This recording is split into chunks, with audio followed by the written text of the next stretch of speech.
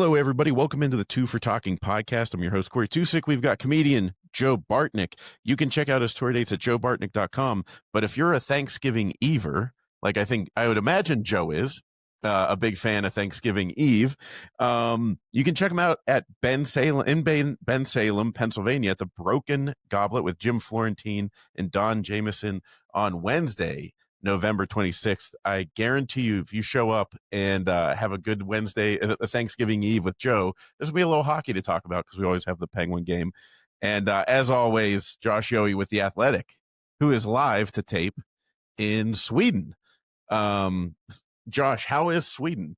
I've not slept in 36 hours, first of all, so I don't know what I'm about to say over the next hour. I warn you all in advance. Sweden's great, though. It's very dark, because they get about 3 or 4 hours of sunlight this time of day. But great, got here this morning and straight to the Penguins practice. They also arrived this morning. Everybody's excited about the games this weekend. It's a great hockey town. Unbelievable city, Stockholm. Highly recommended if you ever get a chance to come. Been to Stockholm. Joe, have you ever been over to Sweden? Yes, I've been to Stockholm. It's a great city. It's a great country. Stockholm is one of my favorite European cities. The ones that aren't Italian, because Italians 1 through 50. We all know that. We figured Rome and Florence would be at the top of the list or whatever. Right? And there's Naples and Venice, and there's so much to pick from.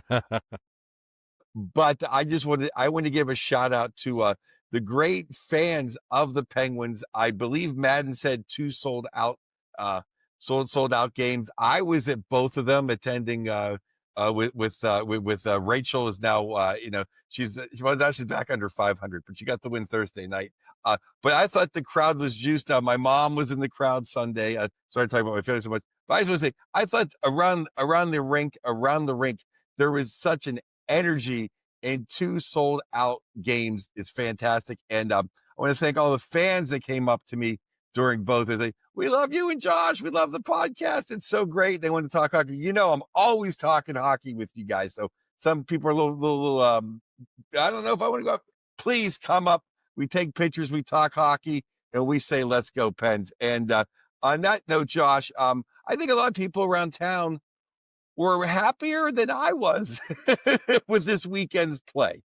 It seemed, a few people seem to have good thoughts about it. I didn't think they played bad, but I'm not as positive as everybody else seems to be. Your thoughts? I thought they played well in New Jersey. I thought they probably should have won that game. Yes. Crystal Tang had a terrible giveaway. They can't win shootouts right now. But really, if you look at that game, at least the first 60 minutes, the Penguins clearly had the better of the play the first 2 periods. I thought they outplayed the Devils most of the game on the road against a team that often gives them trouble against a legitimately good New Jersey team. I thought that was the definition of a good point for the Penguins, probably deserved 2. I didn't think they played well against the Kings. I thought they were good in the first period, but I really thought they faded and looked tired in the second and third periods of that game. We'll get into Sergei Miroshov. I thought he was pretty good. I just thought the Kings just kind of took control of the game in the second and third period. Maybe that's because it was the second night of a back-to-back. That was what I theorized in my article, because I thought a lot of the Penguins' old players showed their age in that game, Joe. I didn't think Sid had a very good game. I thought Brian Rust had a terrible game. We never say that about him. Gino wasn't very good. Letang was terrible. Carlson screwed up on the game-winning goal. That's all the older guys on the team. Second night of a back-to-back. I don't think that was coincidental. I felt that way too. I'm never a fan of the afternoon games, and especially a back-to-back matinee. I thought it was a lost weekend, kind of for Sid and Rusty. I don't think they played very good at all, that top line. I hate to say that they were missing Hollander, but I think that's my bigger point. Is Hayes sucks. I don't care if his family's listening. He's terrible. And if Giannis Kopanen's going to have a milkshake, it would be vanilla with another shot of vanilla. Where the hell is our boy Bros at? That line that third line, whatever you want to call those 2 guys together, were just bland and soft. Yeah, Yeah. I agree. I think it's a matter of time before we see Bros. And I can only, I don't know why he's not up yet, but I will say I can understand the Penguins not wanting to have like 7 rookies in the lineup at the same time. I understand where they're coming from. I don't think Kevin Hayes is the answer either. Koppinen certainly has never impressed me all that much. And we're starting to see now with the Penguins, they are just so banged up that now that depth is really being tested, and they have too many guys in the lineup who frankly can't score. And during that Kings game, when Ben Kindle went headfirst into the boards on the Brant Clark hit, I think we all immediately thought, oh boy, this team's in serious shit if Ben Kindle's hurt. And we probably would have been, saying that a month ago. I know, right? But let's be honest, he's one of their 5 or 6 best forwards, right? He absolutely is. Maybe even when they're You're healthy. 3 or 4. And they just have too many guys they just have too many guys in the lineup right now who can't score. And that happens to a lot of teams when they get injuries. I think the Raquel injury in particular, man, you just really notice him being out right now, both on the top line and just the trickle down effect throughout the lineup. So they really need to get healthy here. Well, as soon Josh, as they can. Josh, you said it, like with the balance of the 3 guys down the middle, why people didn't want Ben Kindle, why the Penguins might not want Ben Kindle on the first line. And I think we're seeing it. It's not a knock against Ben Kindle. It's that, whenever the third line can do nothing, it makes the fourth line's effort look a little bit more bland as well, doesn't it? Sure. No, it does. I mean, that's fair. And I understand where some people were coming from, wanting Kindle to stay in the middle. Like, I don't think he's been bad with Crosby personally. They didn't have a great, I didn't think Crosby had a very good game against LA. I saw the outcry on Twitter, put Ben back at center. Like, all right, we'll see. Like, it's only been a couple of games. There's no obvious answer to put with Crosby and Russ on the top line right now, which I think is a problem. And by the way, I can tell you from being at practice today in Stockholm that it looks like Crosby and Rust and Kindle were going to remain on the top line when the Penguins play the Predators on Friday night. They practice together all day. So I think that's the plan for now. But the depth is clearly being tested. And wouldn't it be nice if some of the young guys, namely Ville Koivunen, started scoring? There's too many guys just aren't scoring right now, Joe. That's going to be an issue at some point. Josh, you're absolutely correct. And, talk about jumping off a bridge a month ago, if you told me this. I think losing Noah Chari has been huge. Maybe even more than Brazeau, because it still seems like Tony Mantha and Gino can put up some points together.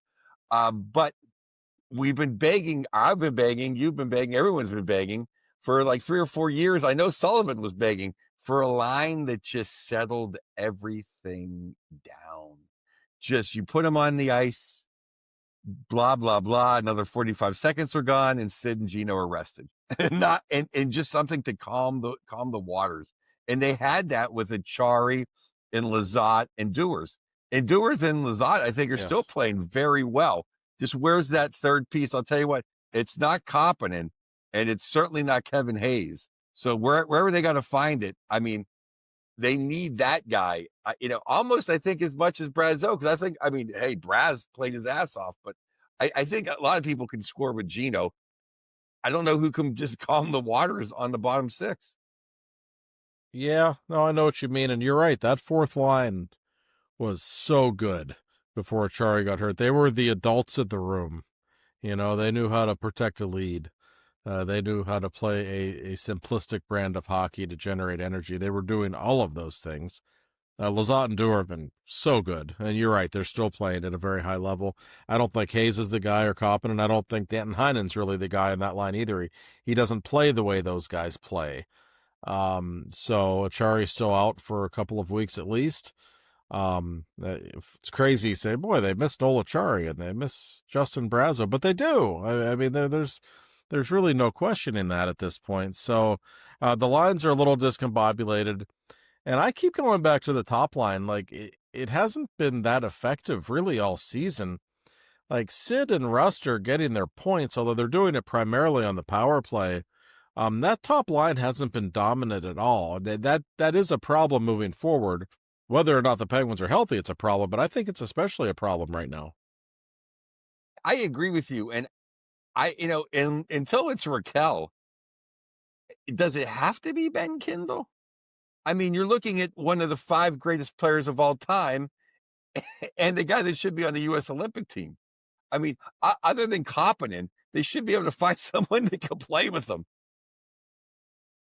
I don't think they have to get the Rookie of the Year candidate.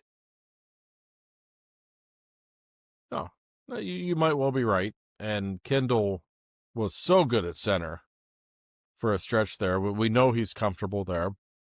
We know he makes the Penguins deeper down the middle. I don't know who the answer is. Like, I would love to see Koivunen in there and to see him be effective. Obviously, he wasn't real good on the first line the first couple of games of the season. We haven't really seen him there since. I feel like he's playing better. He has had one opportunity after another. He just needs to score a freaking goal. He might be in a spot where if he just scores one, he'll relax a little bit, get some confidence, and actually just start playing the way I think he's capable of. I feel like he needs to be stronger on his skates. He seems to fall down a hell of a lot. That's a problem. It really seems like that. And everyone has their whipping boys. I know you like to crack the whip. Tommy Novak's had a good week here. He's been better, Joe. You're right. He absolutely have. I will give credit where it is due. He's getting his nose dirty a little bit more, which I like. He needs to do that. His defensive work's actually been pretty good. And we saw that real pretty feed from Gino, and he scored the other day against the Kings. Gino told people in the front office this summer that he was interested in playing on a line with Tommy Novak this season, that from what little he had seen of him, he thought they could click. He thought Tommy was a really talented guy. He wanted to have a shot with him. Didn't happen early in the season when that Gino line with Brazeau and Mantha was so good, but now he's getting a look. He's been pretty effective, and I think that line's going to stay together as well against the Predators. That's a great point. Now, on that point, when more people are healthy, does Brazeau drop to the third line and maybe back up Kindle a little bit physically? Because I think everyone loved when Tommy got hit. Boom. Anthony Mantha answered the bell. It would have been nice to have someone out there when Kindle got knocked to answer the bell, especially Brazeau, who's not afraid to drop the mitts. No, he's not. That's an interesting thought. I wouldn't have a problem with that, and I'm glad you brought up Mantha. How many times in the last few seasons have we seen a member of the Penguins get hit like that, whether it was a legal hit or not, doesn't really matter, and just immediately say, no, that's not going to happen on my watch. We're going to go right now. You just don't see much of it, and I love that Mantha did it. The book on Mantha has always kind of been he's a big, talented guy, but he's a little soft, not as, doesn't go to the net as much as he should. We haven't seen that. This guy, he has 3 or 4 goals this year specifically have come from just going to the net. He's gone into the net with it. Yes. He took care of business physically, stood up for his teammates. I loved it. I can tell you everybody in the locker room really likes this guy. He's somebody nobody's really talked about that much. He's got 8 goals already. He's had a wonderful start to the season, Joe. Well, Josh, I have a theory on the Mantha is soft contingent. He started in Detroit, the home of Gordie Howe, the home of Brandon Shanahan, the home of Joey Kocur, the home of Bob Probert, the home of other guys, the Mule, and guys Darren McCarty, Shanahan. Yeah. So there's a lot to measure up to. Then he goes to Washington, where it's Ovi and terrible Tommy. In Pittsburgh, we're just happy someone fights every now and then. You know what I mean? It's like so I think soft is not the term for him. I think just not as mean as you want him, or as some people wanted him to be. But he's not a soft player. No, he's not. In fact, he's dropped the gloves like 20 times in his career, something like that. He actually fights a good bit, which I wasn't aware of. And he knows how to handle himself when he does. But aside from that, I just watch his game. He's not a perimeter player. He's going to the net. He's doing all the things that you want him to do. Kyle Dubas got him for a little over $2 million for 1 year. Like, are you kidding me? That was an unbelievable bargain for the Penguins. So yeah, there are still plenty of encouraging things going on, and he is one of them for sure. And I'll tell you another thing: the power play has been great. You don't touch the power play, But at some point, if people get hurt on the power play or if you need a different look, I wouldn't be opposed to Mantha getting some time on that unit either. He has a skill level that's high enough to play with those guys, and he certainly is a formidable net front presence. So, like what I'm seeing from him, but they miss Brazo. He's obviously been a huge part of this team. They absolutely miss Brazo, and I'll tell you that the second unit is pretty damn good. I mean, that's why we're in the top. That's why we're number 1 or 2. The second unit has saved our bacon a few times this season. Yeah, I of course I'm happy we're in second, make me be in third place right now. I just did not like seeing Hayes incompetent. It just looked kind of like I just don't want to slide into last year whatsoever. And seeing Hayes, who's slower than me on the ice, for looking like Corey, right? For looking like a different team for the first month, it looked way too close to last year on Sunday. No, that's 100% what, like, that's how it felt watching Sunday. I was like, oh my God. Like, did I slip and fall in my garage floor and like wake up and like, what? I missed the year. As fun as all the games have been, that one after the first 20 was not fun. And I don't want to pin it all on Kevin Hayes. But man, like if he can get back up and eat popcorn, that'd be great. Back up in Joe's favorite spot for him.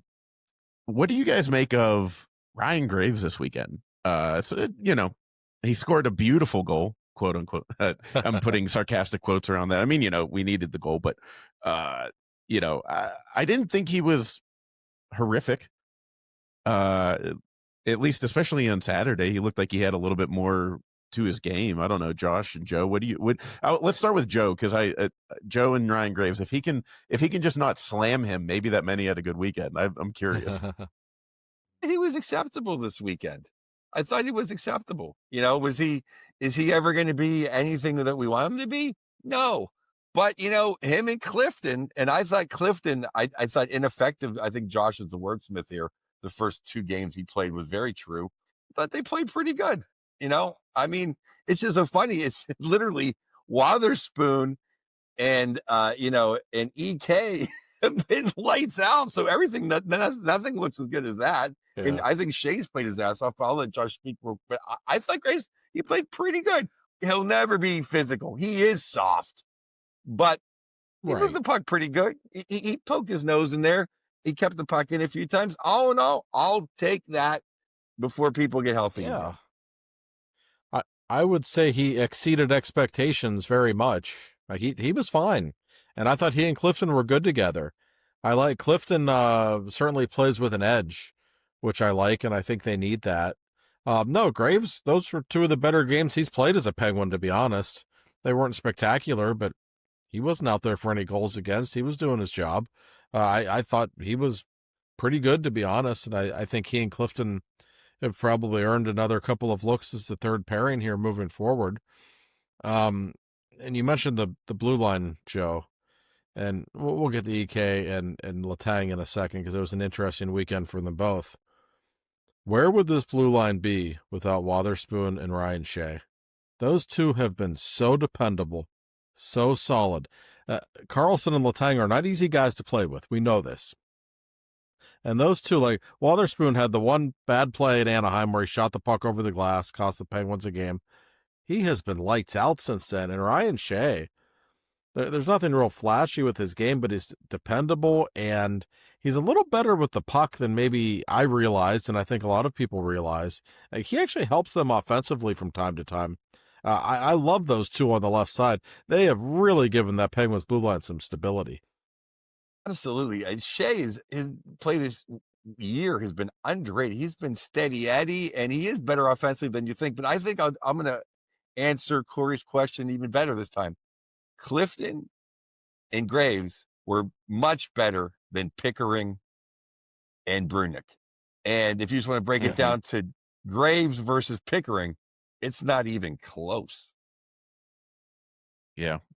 I think he maybe has earned a shot, don't you? There was even, I made note of it, of a shift. I was watching the Saturday game while cleaning my garage. So it was one of those fun things, where I'm sitting there and I made a specific note where I was like, oh my God, that was a nice shift by Graves, where he protected the puck down low, used his body, and made the exit. I thought, I don't know if I've ever seen him do that in the 2 years that he's been here. It's like if anybody challenged him physically behind the net, the puck was gone. He lost it. So, I think he deserved a shot to stick around for a minute. Yeah, completely agree. And Pickering, I think Pickering has been as disappointing as any player in the organization during the last couple of months. There was just a job waiting to be had on the left side of the blue line for him. Couldn't get it in camp, couldn't get it when he came up for a few games, really looked bad. And that brings us to Brunick and what the Penguins are going to do with him. He is here in Sweden. Doesn't look like he's going to play on Friday. There is a loophole in this, you send him back to junior conversation where, if he goes long enough without playing, they're allowed to send him to the AHL, even though he's 19. They are allowed to send him there for a rehab stint. I think he could play, is it 5 games he could play or something along those lines, Corey? It's kind of a strange rule. Mm-hmm. Maybe they send him down to the AHL next week for a couple of weeks, and that's okay. Maybe after that you send him to play in the World Juniors in December. That's okay. And at some point, you got to make up your mind. The more this goes on, the more I think if they were going to send him back to junior, they probably would have done it already. Could be wrong, but I think that's probably the case. But I also understand why they're not playing him right now, because the last few games have not been good. That's reality. So they might have to get a little creative here. No, I love that idea. Yeah, I think that's what's going to happen. I love the idea of conditioning stint. I think I brought that up, but didn't know the exact rule. I'm glad you clarified it, Josh, last week. That 5 games down there, get you to the World Junior Championship, and then we'll see what happens. I just don't think him playing with kids does any good. I know it might just be pedigree. Maybe I've seen him play for a decade in the league. I don't know why Dumba. Now, he's looked pretty good. I think he's had a couple blaring mistakes, but other than that, I think he's played the best of the bottom 6 guys as a whole. I don't know what you guys think. Corey, what do you think about that? I think Dumba hasn't played bad enough to lose his job to these guys, but these guys haven't played that bad. But you know what I'm trying to say? Yeah, I would stick with, to me, Dumba too. Like, I'd like to see him get consistent, consistent play, because I'm not making excuses for him, but a guy that's used to being a regular, let's give him maybe a 3-4 game run instead of in and out of the lineup. I don't know. You've seen him play more than I have, but every time I've watched him play, I never, nothing's stuck out to me. Now that he's here, I don't see anything other than like a few mistakes. I personally would stick Dumba in there. And again, with the Brunick, I want to see Brunick. I want to see him stay here. And Josh, I think you're right. And that's what I'm crossing my fingers for. We all want to see him play his 10th game just so he stays. But, if they were going to send him down, why would they, if they're going to send him to juniors, why would he still be here? He's missed a week and a half of playing time, if that's the case. Yeah, they're just in a tough spot, because I agree with that. And I don't think the idea of playing against teenagers the rest of the year necessarily helps him, necessarily makes him better. But if I'm Dan Muse, I'm trying to win hockey games right now. And the kid's been really poor the last 4 or 5 games. We all know that. Now, I think part of the problem for Brunick is that he's never had a steady defense partner to play with. That's tough for a 19-year-old when it's a different guy every night. And frankly, none of the guys have been all that great. I don't disagree with Joe on Dumba. I have always liked Dumba as a player. I love the physicality that he brings. He can really shoot the puck too. He can actually help you in the offensive zone, I think, more than people realize. Do I think he's a better player than Connor Clifton? Yeah, probably. I don't think there's a huge difference, but I do think he's better. I find it interesting that he hasn't been able to get more of a crack, because he was one of their best defensemen in training camp. He had a really good camp. And it looked like he had a real chance to solidify himself in the lineup. Hasn't done it, but this isn't like the worst problem ever to have. Clifton's been okay. You still got Letang and Carlson on the right side. You've got Brunick and you got Dumba. That's a pretty healthy amount of depth, and that will come in handy at some point. I don't want to jump. I just have a couple. I'm sorry to jump ahead. But it's funny. I have a couple of things, reportings that I saw you reported that it went viral. You reported there's not going to be any trades if they keep playing well, which I think shut everybody up in Canada, which was great. But what came out on the GM show, maybe that's why I wrote it. it was so great. But what came out on the GM show with the great Josh Getzloff was that our Mr. Jari was grinding out through an injury in the third period against Toronto. Jari, you gave up 3 goals in 10 seconds. If you're hurt, just get out. Like, what? Yeah. I mean, no, we don't need a hero. We need a save. Right. That was a weird situation in Toronto. I saw Jari in the locker room after the game. He looked fine. Talked with Erik Karlsson the next day. He said, yeah, we didn't even know he was hurt. Like, yeah, neither did I. Not saying he wasn't playing hurt or that he's making up an injury. Obviously, he's hurt. But yeah, rule of thumb, especially if you're a goaltender, like if you're hurt, you got to come out of the game. Like, I understand you're trying to be tough and you want to help your team, but sometimes you have to do what's right. It's a little different if you're a fourth line winger and you're a little banged up. There's really no one else to replace you in that situation. You're going to have to go forward short, and if you can still play a little bit, okay. When you're the goalie and you need to be flexible and athletic to do your job and you're not 100%, that's not good. Plus, we needed that timeout. We could have used a change. Yes. Mike Keenan changed the goaltender just to kill momentum for 30 seconds. I mean, everything led to us needing to reset, and the injury would have been perfect. The other piece of news that came out, you just brought up Karlsson, was your interview with Mr. Karlsson.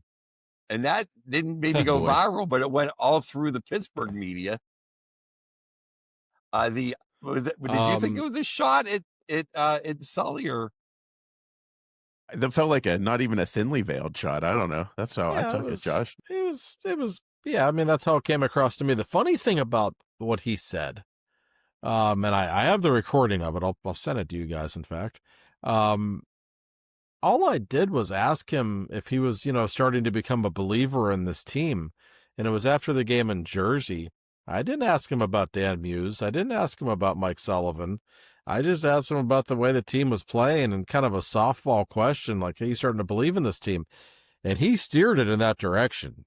And when he said it, I kind of laughed when he said it, and he kind of smiled back at me like, oh, okay. So sometimes EK can't help himself. I think he likes to stir the pot a little bit, and he obviously had his issues with Mike Sullivan, and I don't think he was a huge Todd Reardon fan before that. And for whatever reason, Dan Muse is working. Everything the guy does seems to be working at the moment. Obviously, Karlsson feels more comfortable in his system. Can't deny how good Karlsson's been. I know he screwed up on the game-winning goal against the Kings, but he's literally been one of the best defensemen in hockey so far this season. He's played at that level. I mean, he has been outstanding almost every night. Hey, Sid was on the ice. Gino was on the ice. Ovi was on the ice, which I want to tap a stick for Ovi getting the fans' class standing ovation for Ovi's 900th goal. Made me proud to be a Penguins fan. Even made national news. Yep. When it happened, which I think is great, because they always try to, NBC especially, the rivalry of the century. Like, no, I don't care if that Russian kid in Philly gets 1,000 goals. I'll throw a battery at him. So that's not our number one rival. Everyone NBC, it's not a rival. We're all friends now, But well, I mean, the lovable losers, the capitals. But what I was going to say though is, Karlsson was the best player, and Karlsson looked incredible in that game. Yes, he was. No, he absolutely did. I think I mentioned that in my article. He's just, I mean, and it's even his work in the defensive zone. He's never going to muscle people off the puck. That's not him. But the way he's using his skating ability to defend, the effort that he's putting in, we know, that he's genius level with the puck, and his ability right now on the power play just to draw people toward him and then send the puck in an opposite direction where somebody's open. He does it so well. And he just, every part of his game is locked in right now. He's a joy to watch. When he's at his best, there aren't many players in the NHL who are more fun to watch than Erik Karlsson, and Dan Muse is getting the most out of him. That's a relationship that's very, very clearly working at the moment. Yeah, I mean, this is exactly what we were hoping for. Yeah. You know, I'm not trying to bag on Sully, but he got to that Dan Bilesma level of, play our way, get to our game, do our thing. And that's what I took away from the Erik Karlsson thing, was that, I'm sorry, but like, you have to coach different players different ways. You know what I mean? I mean, there's a reason why Scotty Bowman wasn't a coach for the Penguins for 10 years, because he was trying to push certain players in a certain way. And that's what I took away from. I love Erik Karlsson. I love his ability, and I think we're finally getting to see the one that we wanted. So, big fan of that. Before we get to Mr. Bill Neofis, though, I do want to ask you guys about Sergei Miroshov and how he played on Sunday. I think he played well, obviously. Well, I mean, one of the goals is an own goal. What a way to give up your first one. Although I will say the silver lining there is, if you're going to give up your first goal, for it to be to Kopitar, like that's a good way to tell your grandkids someday that one of the all-time greats is who scored on you. You don't want it to be Kevin Hayes or something like that. But anyways, and Kopitar's last ever game against the Penguins too, so that's the only chance he's ever going to have to play against him. My mistress always gets me. Always gets me. Sorry. But I thought he played really well, and I'm really glad, because we learned about the news after we recorded last week that he was going to come up, and then the fact that they didn't play him on Thursday, like Madden was all over it, and I agreed with them. Like other people were like, "Oh, give it a break, it's not a big deal." I thought that was the moment. Thursday night was the moment to have him make his debut. The young Russian phenom goalie that's coming up against the Russian who scored 900 goals, the night before or whatever. Like, come on. It just was a missed opportunity. But overall, I thought his play looked good, and he looks calm. Like, he looks like he belongs, doesn't he? Yeah. I mean, he wasn't perfect, but I thought he was pretty darn good. I don't think any of those goals were bad. I didn't think his team played very well in front of him, especially in the third period. But I thought he handled the situation and handled his nerves pretty darn well. I'm a believer in Sergei Miroshov. I have seen enough of him in the preseason training camp. Like this is a big time talent. That doesn't mean it's his time to be the guy. It doesn't mean it isn't. There's still a real chance he goes back down to Wilkes-Barre when Tristan Jarry gets healthy. But this is a legitimate audition. And the Penguins, I think, know what they have in him, and they're really excited about him. There was just a buzz on Sunday, wasn't there, Joe? There was just an energy. You don't see it very often, but people were really behind this kid. It sold out on a Sunday, on a Steelers Sunday against a Western Conference team. How about that? I thought it was amazing. Yeah, everyone was kind of upset having hanging out with Madden in the Lexus Club with everybody. Star-studded table at the Lexus Club. But I thought they played it right. As much as the theater would have been amazing, I think it was good. Let the kid come up and not throw him right into that fire. I know he's the chosen one, but then Muse did switch it up and say, "Okay, we are going to switch it so he can start a game at home." So I thought it was actually a smart move. As far as what he played, I thought he handled the puck really well. I thought his glove looked great. I mean, compared to Shilov's, his glove is kind of like his blocker. It always hits it and comes out. I thought Miroslav's glove was great. The only one I thought, I think I wish he would have stopped Perry's goal. I mean, Fiala just. I forget who Fiala danced. Was it Erik Karlsson? That looked like Sega. That looked like Sega 94. That was a great goal. I mean that was an incredible goal. I don't blame Miroshov for that one at all. But I wish he would have stopped. I mean, Perry's wrister, not exactly Patrick Kane. I don't know. I wish he would have had that one. But he's a kid, so yeah. I give him a B plus. Yeah, and not to shamelessly plug our YouTube channel, but I have the interview with him up there, and and Josh, you've reiterated this in your articles about him. I, behind the curtain, like I reach out to PR and say, yeah, you can do an interview with him. So I don't know anything about this kid. I don't know what I'm walking into. And he is just the most calm, collected, like very thoughtful answers, very insightful. You know what I mean? Like, so he's like, to me, he's like that lovable feeling of like a Flurry without like the goofiness. Like he's not going to be, pranking Sid or anything like that. But I don't know if you guys saw what he said after the game, but he thanked the fans for showing up on a Steelers Sunday to support the hockey team anyway, and he thanked his teammates for playing so hard, even though it was their third game in 4 nights. Like, this kid says all the right things, and it's genuine. He is a nice kid, and everybody really, really loves him. He's a very easy young man to root for, I would say. He's just got a great personality, and he played really well. I think B+ is the perfect grade for his performance in his first game. Wasn't perfect, but they were starting to get steamrolled by the Kings in the third period of that game. You could feel it coming, and he certainly kept them in the game and gave them a chance to win that game, quite honestly. So I think it was a very good start for him. I'm sure we'll see him one of the 2 games in Sweden. And I love the energy that he gives this fan base.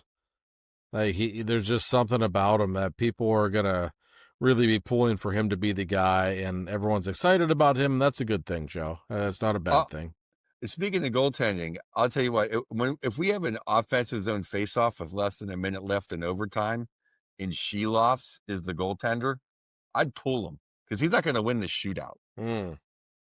Yeah. I'd rather have Gino, Rusty, Sid, and an EK out there on a 4-on-3 for 39 seconds. I'd have him. He's one of 9. Yeah. Not only is he one of 9, but like most of them were comically bad attempts at making a save. Like sometimes at the intermission, you see when like the 7-year-old kids are taking breakaways against each other. And whenever they score a goal, the puck just stays flat on the ice because they're not strong enough to lift the puck. Like some of these shots are just, flat on the ice, not even shot that hard, just very cleanly beating him to the 5-hole. It's a shame because he's actually played really well. Like his save percentage is .916. That's no joke. No, that's what I'm saying. He's fantastic. Yeah. I don't think the shootouts are. I don't think you can bring some. I know Madden was floating this the other day. I don't think you can switch out at the shootout. I don't think for ego purpose. I don't think for ego purpose. I just think because that's all you need is. I know Jari's a Jari, but imagine Miroshov coming in and tearing a groin. Yeah, no, it's a concern, and it's not going to happen. They I don't know that anyone's ever done it in the NHL. Excuse me, we're not going to see that happen anytime soon. And by the way, breaking news from Sweden today: the Penguins actually practice shootouts at the end of practice for like a half an hour. That's something they never do. So I think, listen, they need to get better. They are costing themselves points when games go to extra time. Shelov's performance is a huge problem. I mentioned this in my article the other day. Listen, I love Gino Malkin. I appreciate how well he's playing. He's terrible 3-on-3. He's too slow. He gets tired too easily. He won't leave the ice. He's really a problem 3-on-3. I think Kendall at this point's a much better 3-on-3 player. I would have him above Malkin in that rotation. Absolutely. He's going to score in overtime now. He's going to score in overtime now because last week I bashed him for being on the shootout and he scored in the shootout. That's right. That's right. Joe, I thought you were going to say pull Shelovs with 1 minute to go so that the other goalie can warm up for the shootout. There you go. Well, I went, get him a chance to stretch. But honestly, at this point, Sid likes to play street hockey goalie. Like I'd put Sid back there, maybe. I don't know. Sidney Crosby's good at everything. I would imagine he'd be all right at defending a shootout. He'd do better than 1 for 9. It's not good. It's disconcerting because like we say, like we've said last season, if you just take all the overtime and loser points we didn't, all the extra points we didn't get last year, you add them up, we're right there. So. Mm-hmm. That's right. And Joe, there's never been this many games early in the season going to overtime around the league. Every time I look up, it's a 3-point game. I mean, it's unbelievable. So it's probably more important than ever. Yeah, the And per the standings are quite. pace, yeah, and per the pace, how we're right there. The next, the next 10 games, kind of not that hard. It'd be really nice in a to soft stretch of close into the schedule, you're right. holiday season on a roll. And if we're going to have to endure Hayes and Koppinen, let's get those extra points. Yeah. No, because sorry, Corey, the December schedule is nasty. So now's the time to strike. Yeah, this is the moment, I mean, the standings are really tight, like you said, because all the 3-point games. And we always say, Thanksgiving's when and this is their chance because as well as they've played, and I know they're only third place in the division right now, they're 2-5, they're 2-5 in their last 7 games. Like, this is the opportunity to respond to a downturn. So I'm looking forward to hopefully getting 4 of 4 in Sweden. I have a couple more things on the Penguins, and we'll talk about Ovechkin as well, give him his flowers. But before we do that, Mr. Bill Neofis, man, he probably lost some sleep over that Steeler game on Sunday. And in a double whammy, 2 losses in one day. Bill Neofis, Pittsburgher through and through. Did you see that stat? I think Bob Grove tweeted it out. 7 or 8 times now in history, the Steelers and Penguins have played on the same day, and they've never gone 2-0 on the same day. In fact, I think it was 5-9 all time. I think it's happened 7 times. So, yeah, that wasn't good. Bill wasn't very thrilled with the Steelers game. I don't think anybody who's from Pittsburgh, Pennsylvania, felt real good on Sunday night. I hurled a couple of expletives at my television from my hotel room in Newark. I was rather displeased by what I saw. We'll get into that in a second. But Bill Neofis, he's our guy. We all know that. NeofisInsurance.com. I'm going to give you the number right now. I'm going to say it twice. 412-364-3388. That's 412-364-3388. Do you think insurance is important? I don't care what insurance we're talking about. We can talk about home insurance, renter's insurance, car insurance, pet insurance. You go down the list. Bill will take care of you. He's the best in the business. His family has owned this company since 1960. You can trust them. I know this guy on a personal level. He's just a quality human being. He only hires quality human beings. So give Bill a call. He will take care of you. Thank you, Mr. Bill. Yay, Neofis, Bill. as always. Thank you. Can Bill insure? So one thing I wanted to get in. Can Bill insure 4 points in Sweden? Let's send it to sure the underwriter. He'd be happy to. So one thing I wanted to bring up to you guys, and Joe, you alluded to this a little bit earlier, but the attendance. We had a great attendance over the weekend and Thursday and Sunday. But Penguins Jesus tweeted out that the average attendance percentage wise, and in his words, he said, "I've noticed the arena is slightly less filled this season. We're off to a red hot start, and have the second worst attendance by capacity in the entire NHL." And I don't know. I've floated this out there. I think there's multiple factors, but the one that I think nobody's thinking about is that there were a lot of people my age that were season ticket holders and thrust into it. My brother bought season tickets the moment we won the lottery. He was going right into the professional world. And then now, my brother's got 3 kids and he's got sports everywhere. And it's just, I think there's a little bit of a generational thing going on, but it is odd to me that we're lagging with such a hot start. So hopefully this weekend's the turnaround. What have you guys noticed in the difference between what you saw in the last 2 sellouts and what's been going on to that point? Well, I think when Joe Bartnick's in the crowd, for one thing, it's a better crowd. I think we all can agree on There's that. some energy in the building. You know what's Danny's funny? Look, were there. Yes. Alex, more than Alex anything, and his family were there on Sunday. No, I'll let Josh. I'll let Josh speak, and I'll say my thoughts.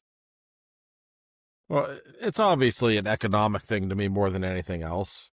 I mean, listen, ticket prices are incredibly expensive for Penguins games. We all know this.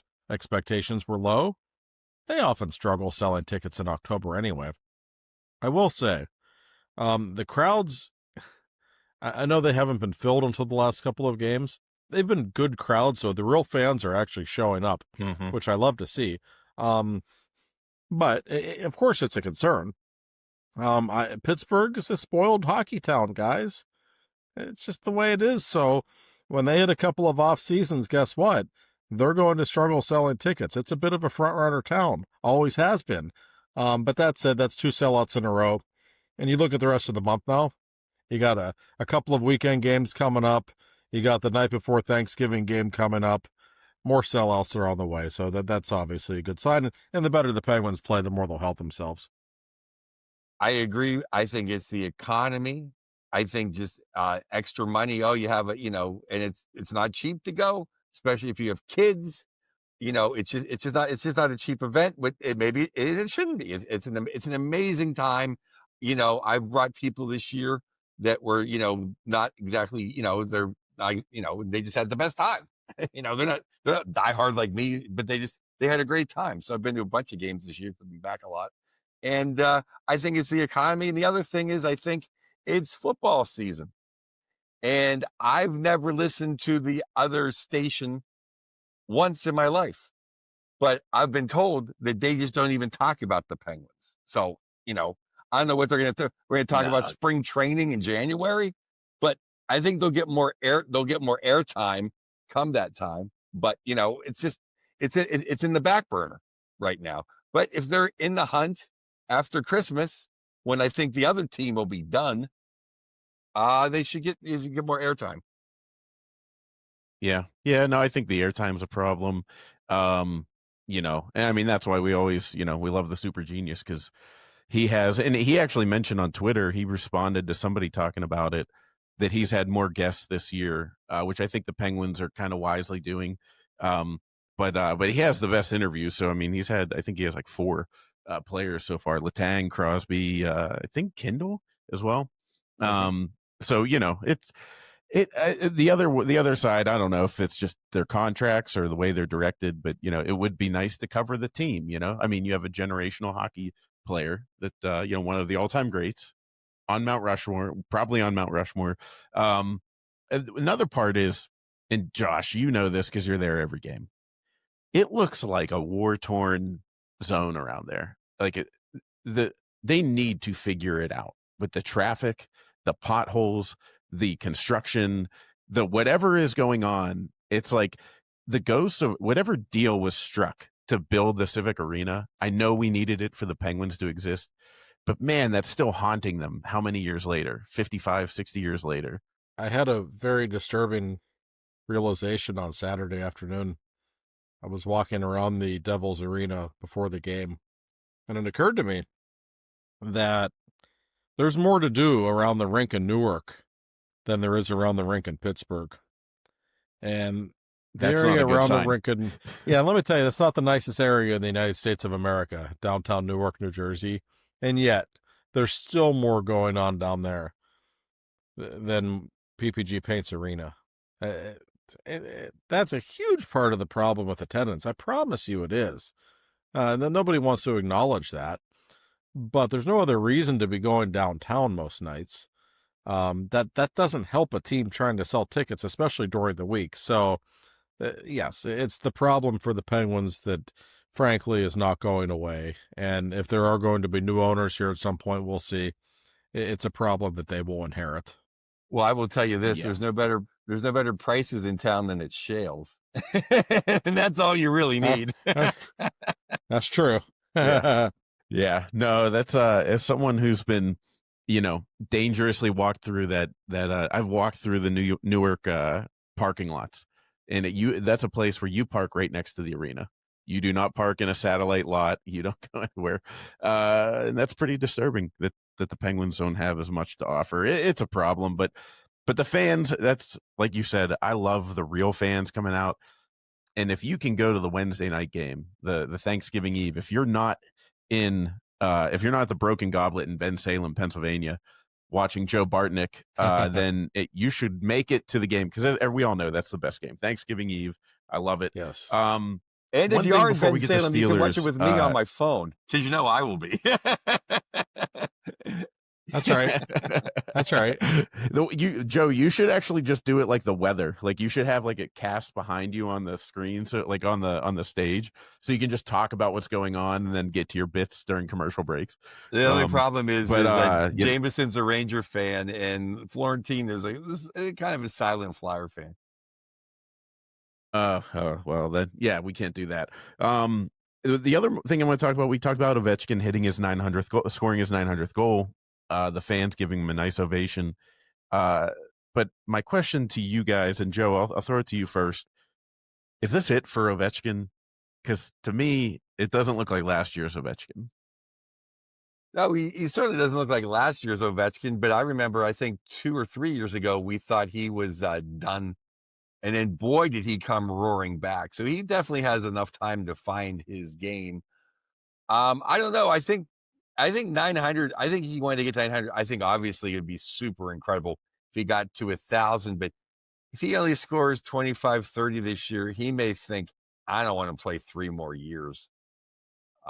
He may want to go. I mean, I thought him and Gino had a nice photo moment. Maybe they are going to go back to Russia together. I don't know.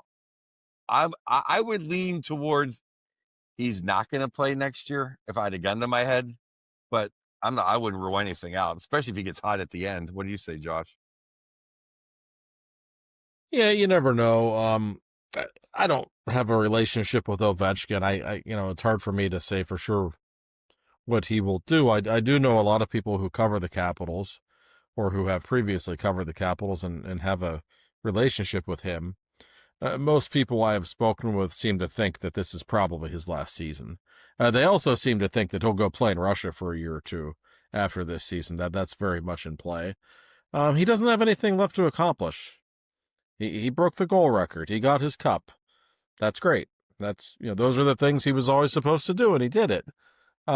He's probably not going to win another cup there. I don't think they're as good this season.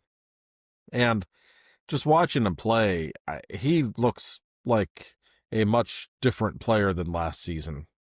Whether it's a lack of desire on his part, whether he's not in the same shape, or maybe age has just started to catch up to him. He had 2 assists that game in Pittsburgh, and that just goes to show great players still know how to get points. And he obviously is that. But he looked like a far cry from the guy who was so good last season.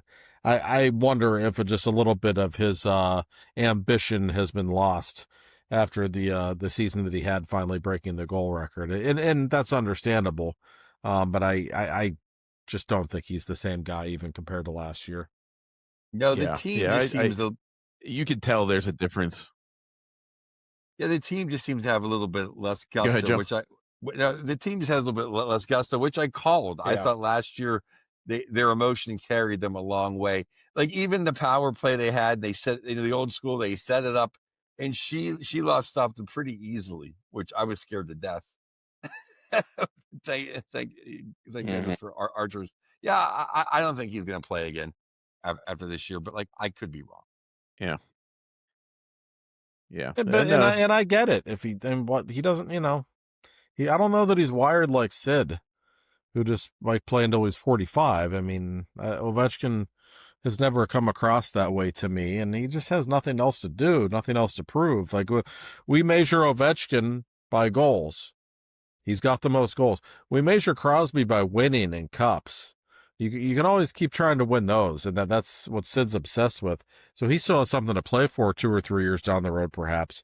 Ovi, he's already done everything he can do, I think. Yeah. I don't think Sid could pull the Trottier route. Play as long as he can, and he wouldn't mind if he's not getting as many points. And we don't have, and I can bitch about this for another 4 hours, but it's something to be, and it's a credit to Gino. Because and we've said we've agreed, Josh, that we think he kind of has a not a bone to pick, but a little he wants to stick it to a few people, or maybe to everybody, that he still has a lot left in him. But I think if Ovi knew that he'd be playing against Canada in the Olympics, maybe he'd be a little more fired up right now. Good point. Yep. Yeah, it'd be nice, that causes a lot of problems. Even I was reading articles about the different top prospects in the next 2 drafts, and like the Russian kid that for I think the 27 draft, they're like, we don't even know. Like NHL scouts don't know if he's like the guy, or do you wait till he's like a number 15 first round pick? Because they can't watch him. They can't watch him play against other people. It's a real problem. They're not allowed to go to Russia. So the Steelers. I'm sorry, Corey. They're not allowed to go to Russia. They can, but he can't. He's not playing in like the international like juniors tournaments or anything like that. So they're not seeing him against the other top guys. Yeah, and you know what I mean. Yeah. So they're like, is this? Yeah, Russia's not going to the World Juniors. So they're like, is it worth giving that first pick? Corey, I want to say it's just. Corey, I want to say one more thing before you get into the Steelers, because you're wearing the Michigan hat. So I keep thinking about it every second now. Will Horcroft absolutely destroying the Big Ten. Even Dubas tweeted out his goal the other night. Insanity. Josh, we might see him in the playoffs playing for the Penguins. Maybe he's our third line center. Tell you what, I mean, I know that obviously they liked him when they drafted him, or they wouldn't have drafted him. I don't know that anybody was expecting him to have the season he's had. The job Dubas has done in the last 12 to 18 months in terms of bringing like real big time talent into the organization goes without saying. That kid is a force. I mean, he is 6'5", just a monster. He's built like Jordan Stahl. He might have a higher skill level. In fact, I think he does. He's not going to need much time to be NHL ready, I have a feeling. No, he looks like the real deal. And I'm hoping that I can carve some time up to go watch them play Penn State and Gavin McKenna this weekend. It'd be good theater up in Happy Valley. But so the Steelers, I mean, do we have to? This has got to be it. This is getting close to the watershed moment of like, can we really put up with this crap from Mike Tomlin? Like, I just saw somebody post earlier today, Sauce Gardner reposted a picture of Aaron Rodgers in his Steelers helmet, and just all he quoted and said was, "The standard is the standard," with like a laughing emoji. Like, people were laughing at the Steelers, and they should, because that performance on Sunday night was embarrassing. The defense, I guess, played okay, but they didn't do anything. They were all right, but the offense was awful. Absolutely awful. And I don't know if Arthur Smith is going to get a job. We were worried he was going to become a head coach somewhere. What say you, Josh, on the Steelers and their ineptness? I thought the defense was a little better than all right. They gave the Steelers offense incredible field position all night, and they were literally getting the ball at the 40-yard line all night and just couldn't do anything. I think Aaron Rodgers has had a really good season. I thought he was awful on Sunday. I mean, we can blame the coaching all we want, and I do that as much as anybody, but he had a couple of wide open guys for touchdowns and he missed them. I mean, he had a bad game. We'll see how he responds. It's just not a good team, guys. And when I look at the rest of their schedule, they're 5-4 now. You got 2 games against Baltimore. You got Buffalo. You've got at Detroit. It's at Chicago. No sure thing that Mike Tomlin's better than 500 streak is going to continue. I'm telling you, I think this team is in a world of hurt. The defense has been much better the last couple of weeks. And by the way, while we're doing this podcast, news just broke that the Steelers have just signed Asante Samuel Jr., who's a pretty talented cornerback. Thank God. And he's been hurt, and I'm sure we'll see him in the lineup sooner rather than later. So it's interesting. They certainly have a lot of talent on that side of the ball, but they just look so lost on offense, Joe. I don't know how they recover. Yeah, no, this was the first game that Rodgers cost them the game. He played terribly. From the first pass to the last pass, the picks, just, so the players play, but just the play calling. We were running the ball good. Do you have to throw the ball the whole time when you see Rodgers is kind of off? I thought the defense played pretty good, but they're in a world of hurt, because of all those games you listed, Chicago's the only one where they might have a chance to win. They're not beating Detroit, They're not beating Buffalo, and I don't think they're beating Baltimore twice. Doesn't feel that way. I don't know that I feel that good against Cincinnati this week. No, absolutely not. We know Joe Flacco isn't really intimidated by that defense, nor should he be. So, no, I agree with you. I think it's a real problem. I don't know that they're going to collapse necessarily, but I think it's possible. Here's a stat from the game that really irritated me, by the way. I think we can all agree. Jaylen Warren has been one of their best players, especially over the last month. Absolutely. Jaylen Warren was on the field 0 times on third downs Sunday night. What? 0. He has a good pair of hands. He's probably the best running back in the league at picking up the blitz and helping with coverage.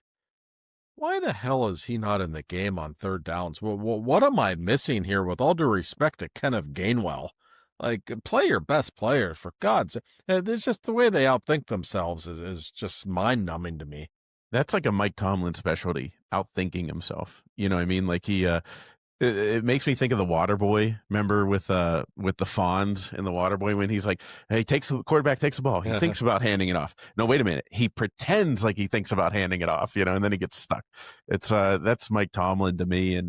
And yeah, like Aaron Rodgers. I mean, I trust that he's going to come back and be fine.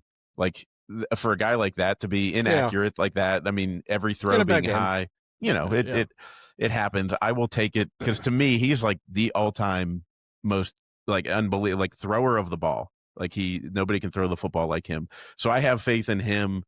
The question for me is, where do these points come from? Like DK Metcalf has not become the DK Metcalf that we thought we were getting. No. Corey, if I may interrupt, Corey, here's a question for both of you. Like, okay, you have one good receiver. All right. You have just kind of an average running game. Okay. You have all these tight ends that you're paying a lot of money to. They're not even getting targeted. Like, Jonnu Smith had, I think, 2 targets the other night. Freiermuth is not even in the game. What's going on here? Why are you not incorporating them in the passing game? I just don't understand it. What's funny about that too is I don't know what's going to happen with Aaron Rodgers. He's probably not going to be here next year. I don't know what I don't know what Rudolph has as a contract, but it doesn't seem to me that if Tomlin and Arthur Smith are gone, that a reasonably intelligent offensive coordinator can do a pretty good job of this offense. Yeah, there's the pieces I think there. they have like talent. I think they have talent, guys. I don't think they're devoid of talent. They're missing a number 2 receiver, but that really, that's the only reason why they can't get 2 first downs in a row. Well, every first down seems like they won the Super Bowl. It's like an impossible dream.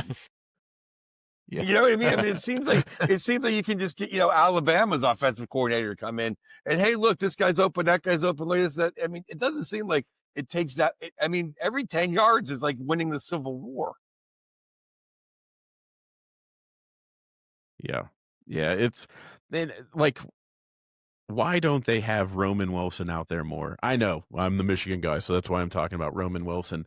But with Tomlin, I hate the way he puts people in his doghouse, and it's like he never puts the right guy in his doghouse.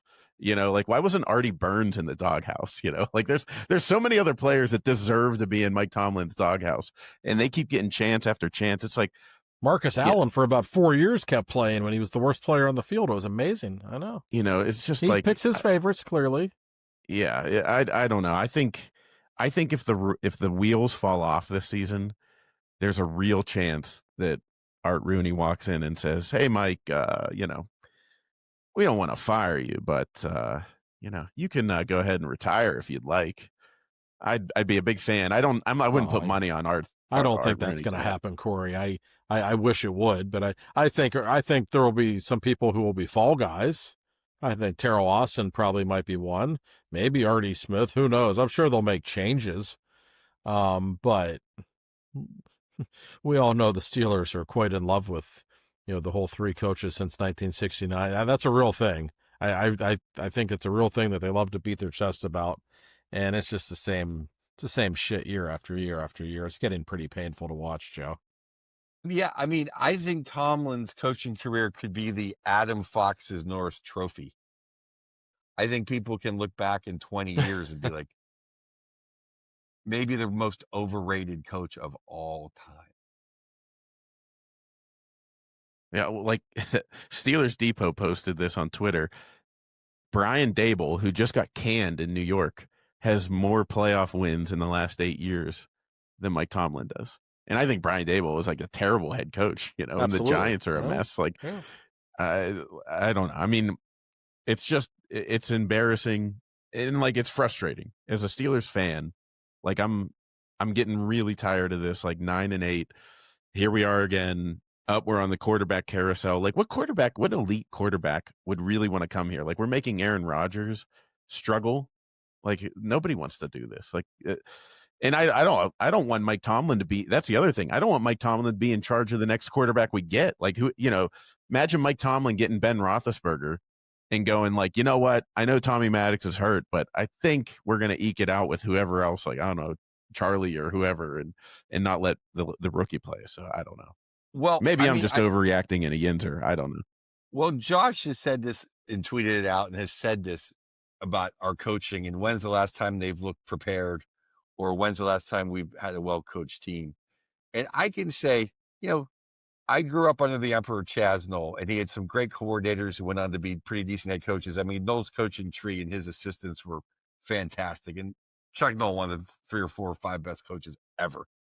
But then Bill Cowher had some incredible assistants where his assistant coaches, Bill was a rah-rah guy, but the defense, Dick LeBeau's defense was something to behold, and Bruce Arians' offense was great.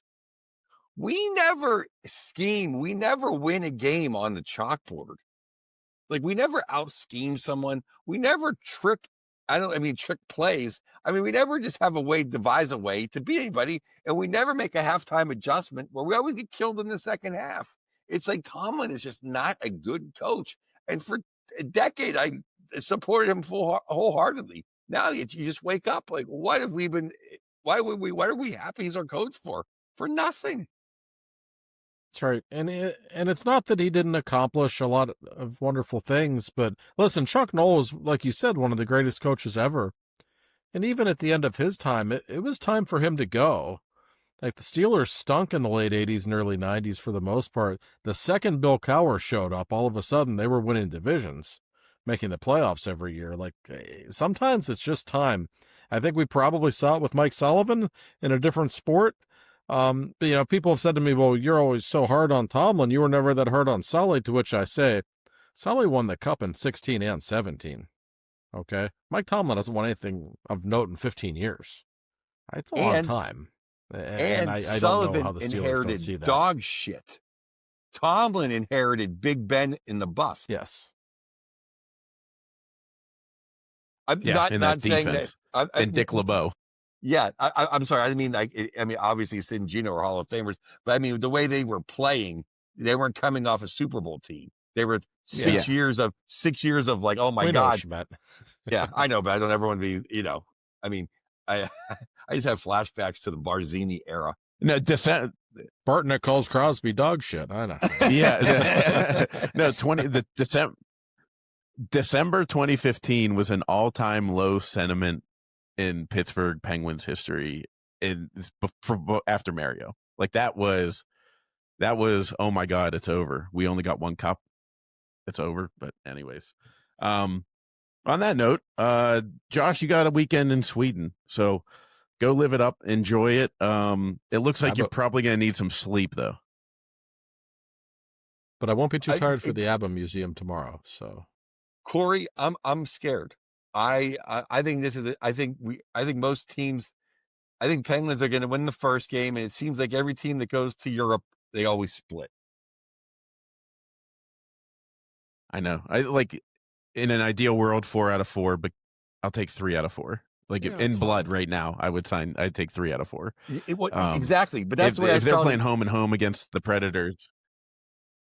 That's the way I felt when I woke up on Saturday with the loser point. Like when I woke up, if you would have told me, hey, you're getting the loser point in Jersey, perfect. We never win in Jersey. I'm happy. I'll sign for 3 or 4 right now. That's right. Have fun Yeah. though, Josh. Yeah. So hopefully we're talking to you guys next week. Yeah. Enjoy it, Josh. And guys, check out Joe, joebartnick.com for all his tour dates at the Broken Goblet in Bensalem on Wednesday, November 26th. And definitely, if you are not subscribed to The Athletic, what is wrong with you? I have gotten multiple people to sign up because they go, oh, it's like $100. I'm like, dude, it's like $1 a month. Like, come on. And Josh, I mean, you're probably going to have about 30 articles this week. Not, I don't want to make you work too much, but I think you're going to have a few articles. I don't know about 30, but there will be many. This team is never boring, as we know. I'm wearing my Common Heart t-shirt. Can't wait. They're working on a new album right now. So that's great. And if you need insurance, call Bill in the office. What are you waiting for? Absolutely. That's right. Absolutely. All right, guys, we will talk to you